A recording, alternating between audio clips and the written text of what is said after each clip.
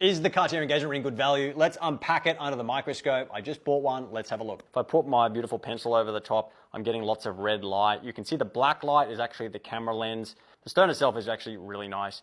The prong coverage, there should be 25 to 30% of the prong up the stone. You can see all of the prongs do that. I like where they are. Even coverage on each of the facets for the emerald cut. By turning to the side, the polish is really nice. The overall polish is smooth. This is nice and round. You can tell it's round because there's no waviness in the polish. There's no like wriggling or rippling with flat spots. Everything is nice and round. My only complaint is that the groove in between the U-cut, this is the U-cut. You can see the U-cut is beautifully polished. See the chisel wasn't very well polished and I can see the lines there. I don't like the contrast. That could be a designer's choice.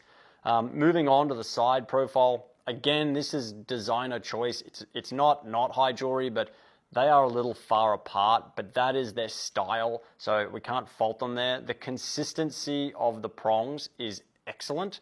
All of them are the same shape. All of them are nice and square. They have stayed completely true to one aesthetic, which I really like. Again, the tool marks from the chisel, they could be polished. I don't know why they're not. The solder, I can see a lot of the solder on the inside. That doesn't bother me so much. You should at least know that there is solder there and it is well joined. So I like the fact that I know that this head was soldered on separately. Thickness of the prongs is good. The distance from the edge of the girdle to the back of the prong is solid. I really like that. It's really well robust. The tool marks on the edge, on the inside edge here, I really don't like. I would not expect to see that. That to me should be perfectly polished, and it's not like that's a hard thing to polish before you set the stone, so I am surprised with that. But this to me is, for what you're paying for, good value. Maybe my expectations were higher.